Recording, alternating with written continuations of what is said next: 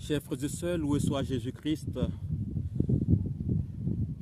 Sur cette belle vue, cette belle colline, je vous propose un commentaire de l'évangile de ce jour. L'évangile de ce jour nous invite à une nouvelle naissance dans le Christ ressuscité. Dans cette péricope, Nicodème cherche à savoir comment naître de nouveau. Cette question de Nicodème est donc au cœur de cette péricope.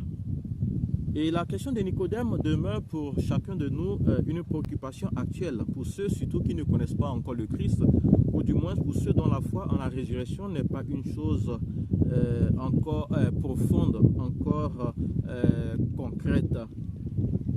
Et parmi ces chercheurs de Dieu, là, nous pouvons citer les hommes de science, qui, malgré leur expérience de la vie, leur savoir sur les vérités de la religion, ou encore sur les acquis, demeurent encore dans cette insuffisance-là de la vérité pleine.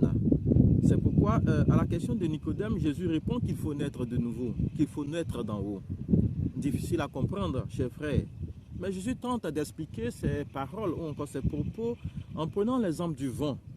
Le vent souffle où il veut, tu entends sa voix, mais tu ne sais d'où il vient et où il va. Nous le reconnaissons, chers frères et sœurs, que la connaissance des choses du ciel demeure un mystère pour l'homme, au point que celui-ci préfère s'attacher aux choses de la terre. Mais que retenir de cette conversation entre Jésus et Nicodème? Premièrement, je veux noter l'insuffisance de Nicodème à comprendre les paroles de Jésus. Cette insuffisance rejoint donc la théorie de l'insuffisance de Maurice Blondel, qui nous ouvre sur la providence de Dieu et donne l'occasion de dire que les fils de la divine providence sont les fils de la foi. Et cette providence de Dieu est l'essentiel de la vie heureuse de l'homme. Ainsi donc, comme Nicodème, nous sommes appelés à sortir de nos certitudes, à ne pas avoir la nuque raide ni le cœur endurci. En effet, combien de chercheurs, combien d'hommes de science sont enfermés dans les certitudes et refusent de faire ce pas vers la providence de Dieu, vers la foi.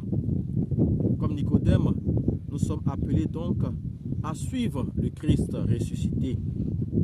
Et l'image, la figure de Nicodème est l'image du chrétien aujourd'hui qui refuse ou encore qui veut suivre à la fois Jésus-Christ et la mondanité, ou encore qui désire vivre l'évangile mais qui refuse la croix.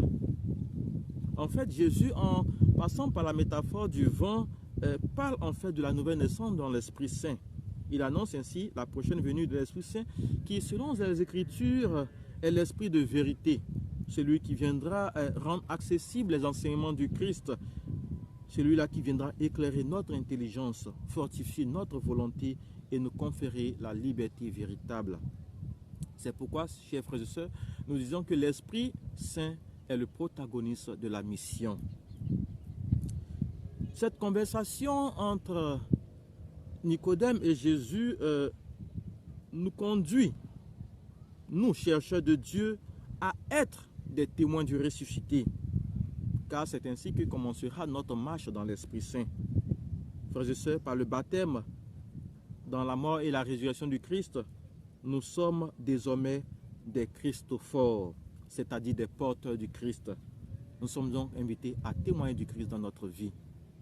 Bonne marche vers la Pentecôte et que Dieu nous garde dans son amour. Amen.